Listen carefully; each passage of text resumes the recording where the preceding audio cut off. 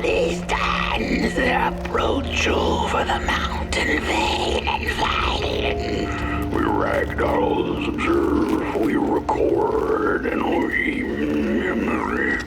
Their faces their masks, they do not know what the sordid yearning hides behind. His hands will tell, we put on a mask, we perform, and we put on a show.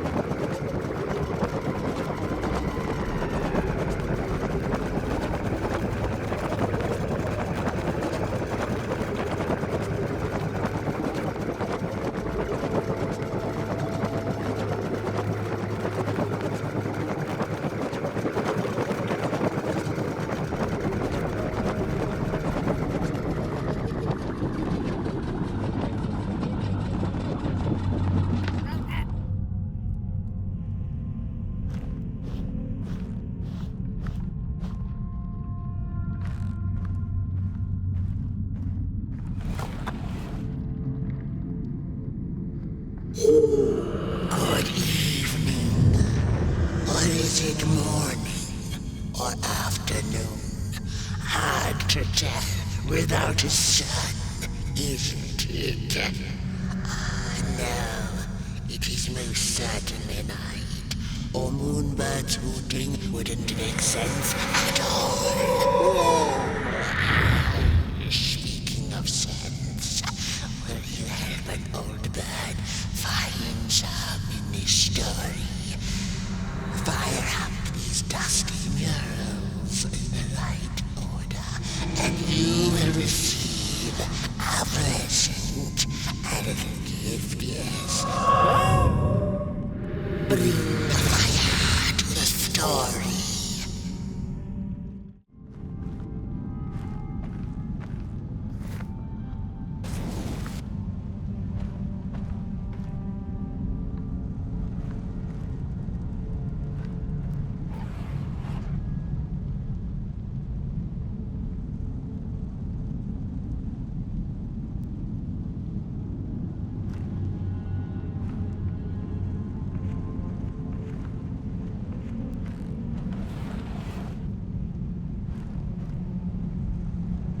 Once upon a time, the Mogrims lived in peace.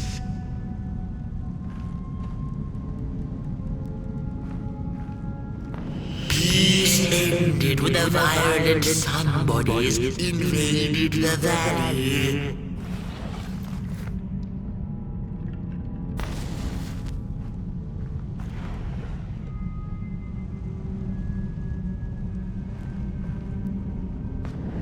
The valley was taken, but then began the battle of the bodies. Intriguing. The battle ended with a great, gruesome beheading. For time immemorial, the Mogrims had lived in the valley in peace, sharing good eatings and howlings around their fire, which they had inherited from the skies.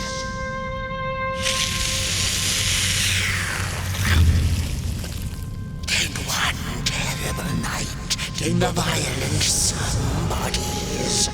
They hunted the Mogrims for sport and took their fire for themselves.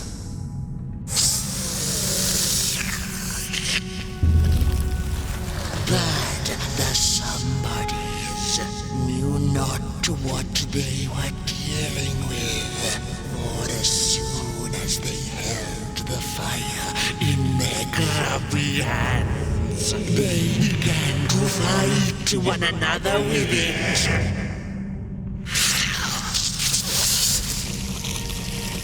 To save themselves from themselves, the cunning heads turned on their bodies and organized a great meeting.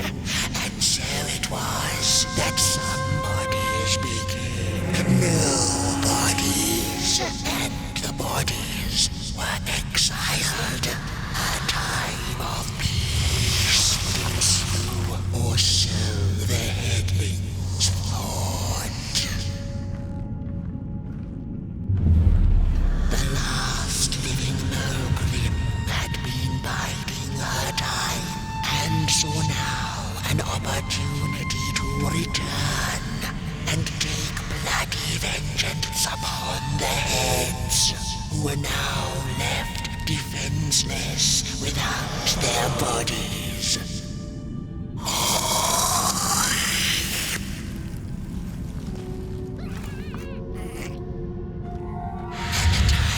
The Mogrim begins anew, a storied meal indeed.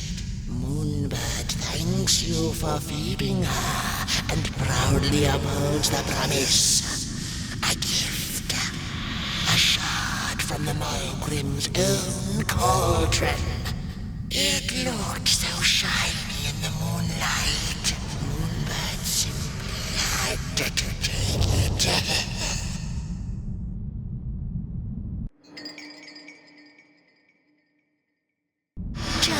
For now,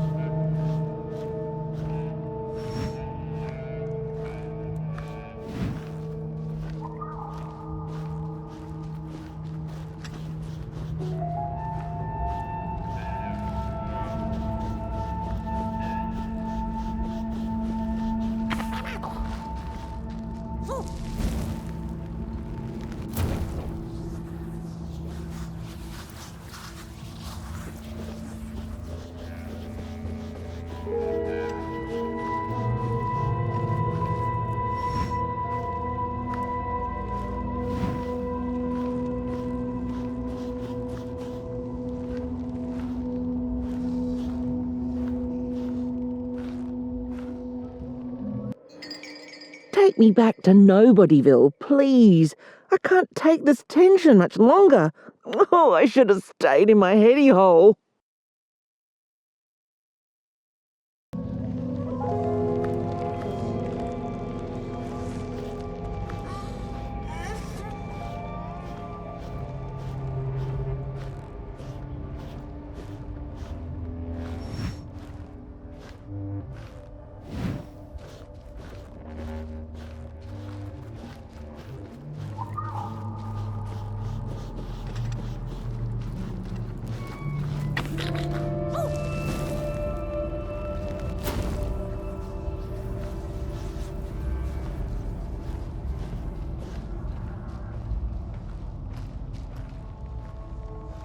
Watch out!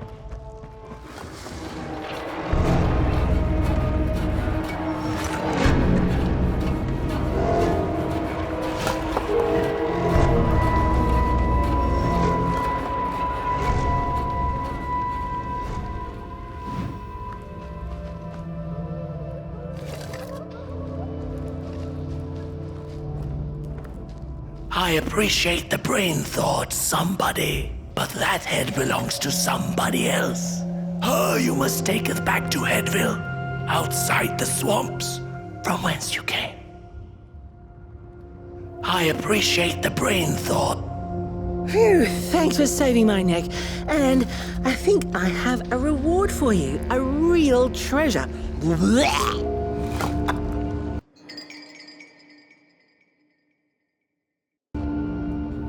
There you go. One of the 3 missing shards from the Mulgrim's Cauldron. Yeah, I stole it. Oh, I thought I could maybe buy me some kind of ticket away from, well, everything. Start anew, you know? A good head on a pair of healthy, strong shoulders. Eyes on the horizon. Gosh, the horizon. Do you know I haven't seen it once since I lost my body? I really do miss my body. It's a real shame when you think about it, you know? The things that we do to ourselves, to one another. What we did to her, kind. All in the name of some sort of control. It doesn't make sense. Anyway, I guess I'm sad. Sad and sorry.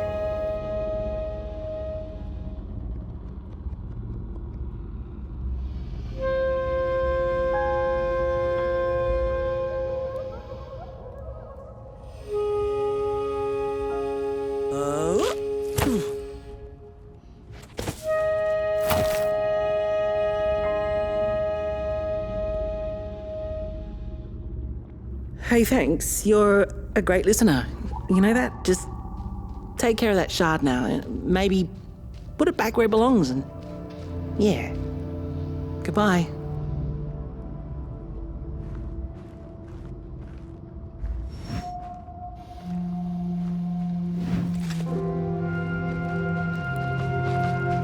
It's easy to lose one's head when everything you love is either gone, broken, or dead.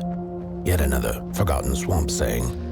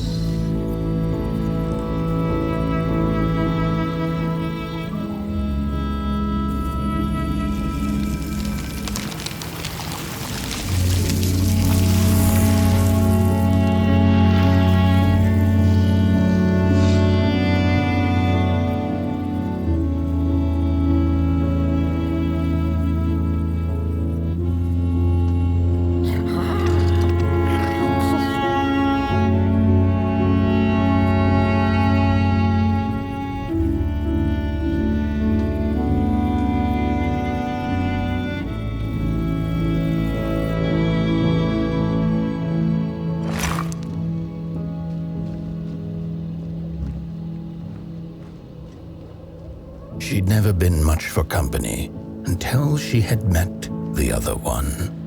He had shimmering scales, an appetite for life, and carried a faint scent of rotting leaves she found irresistible. Oh, how they used to laugh at the distant stars, bitterly, together.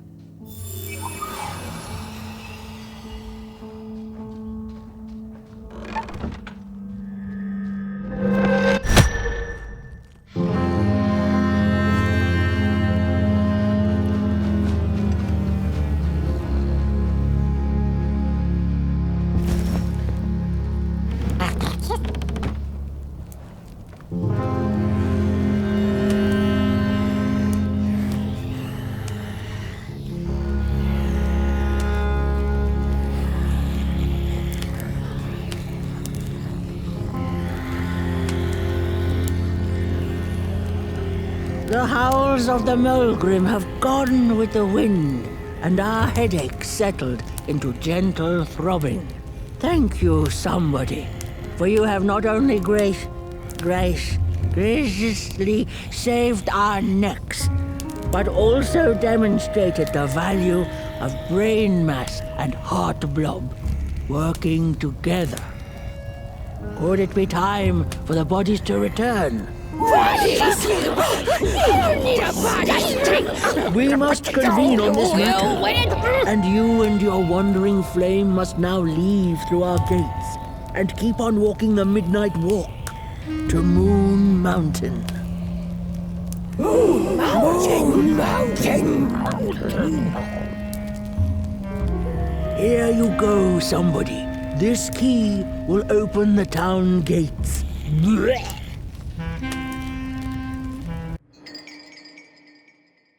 The mountain once again beckons, and the call is answered.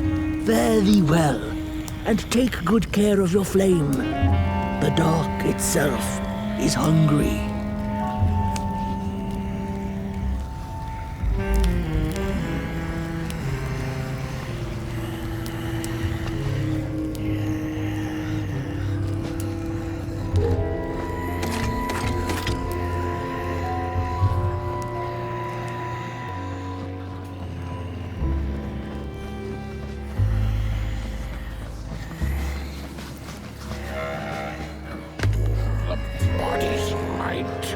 Returning heads on now.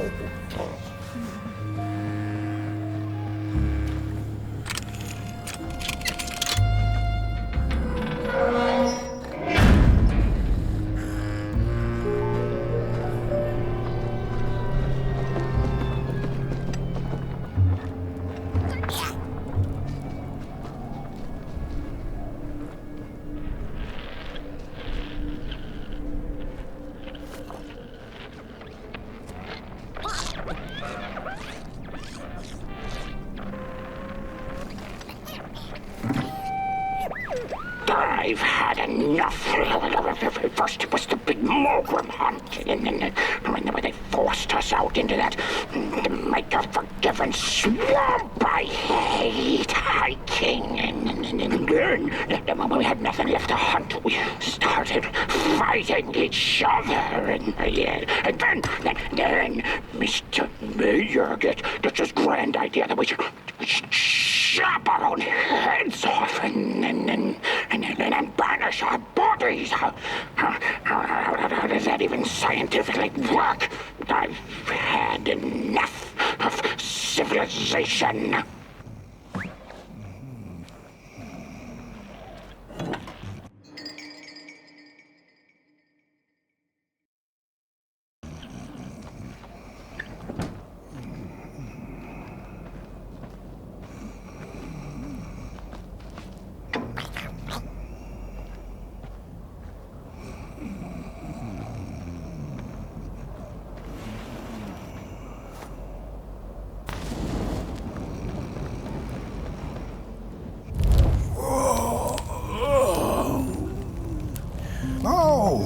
Back from a little swamp detour, huh?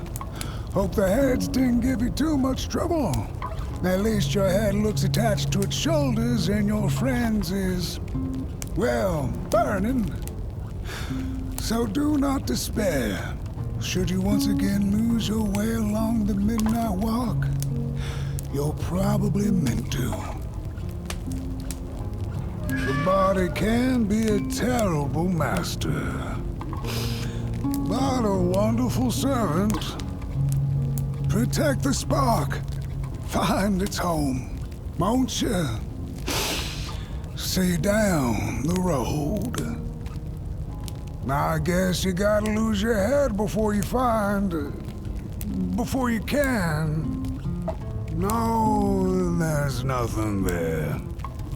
I gotta workshop this one some more.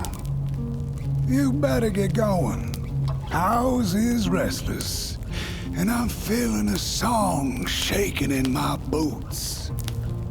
Things don't have to make sense to make sense.